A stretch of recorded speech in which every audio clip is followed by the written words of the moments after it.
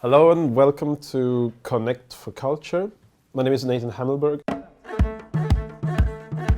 Today we'll be talking a little bit about culture policy in Africa and the ways in which having a strong and coherent cultural policy can contribute to socio-economic transformation of the continent. I think it's almost impossible to understand today's cultural policy if you don't understand the history of it.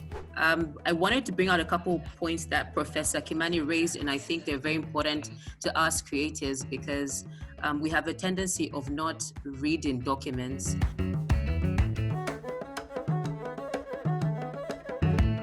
How do we guarantee public funding without political intrusion?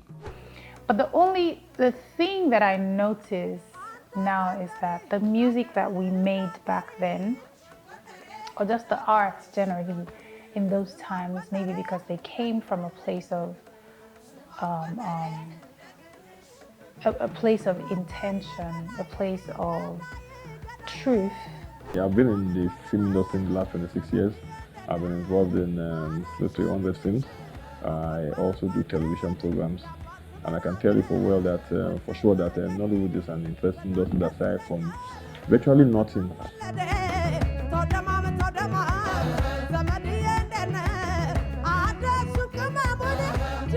In order to understand censorship, we also need to understand the arguments for censorship and from where these stem. And already 2,500 years ago, the Greek philosopher Plato argued for censorship and the obligation of the state to educate its citizens and suppress the arts. The stories that I grew up with were mainly about stories about war, famine, and really hardship. And what I really loved in that upbringing was that my mom was very, very careful about politics.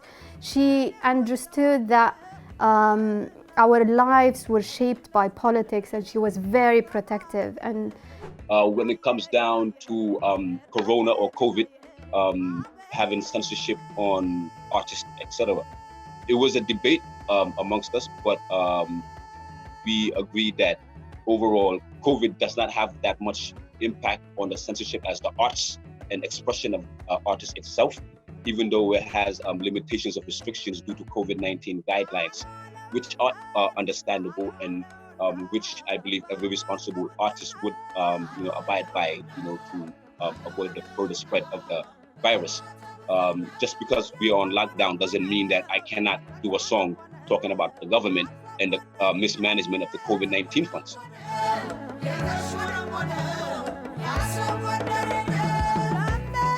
Today we're going to talk about digital tactics, and what digital tactics is let's say you are working on an idea, you have your creative, you have your strategy set, and then you go and you want to do something, and you go, what am I going to do?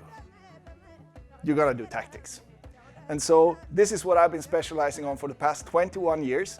It's actually 40,000 hours of work, and I've spent pretty much all my adult life trying to master the techniques and tactics that you need to do in order to launch content, ideas, applications, websites, whatever it is that you want to launch out there. Tactics are the way to go. And that's why I spent all of my adult life doing them. So we discussed the first question about who is important for your idea to grow.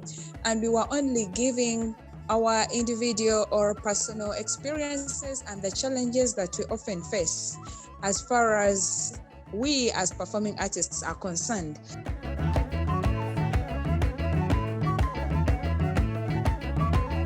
Just as an overview of what we're going to be looking at, we'll be looking at copyright and the cultural industries in Africa, the laws, policies, and institutions, as well as the necessary infrastructure, monetization of copyright and related rights, as well as digitization, and in particular the impact of ICT on the creative industries and cultural industries in Africa.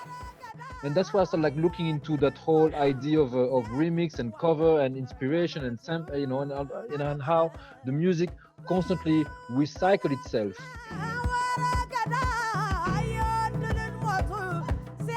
So access to the internet is obviously a key determinant of how individuals and communities are plugged into the digital age.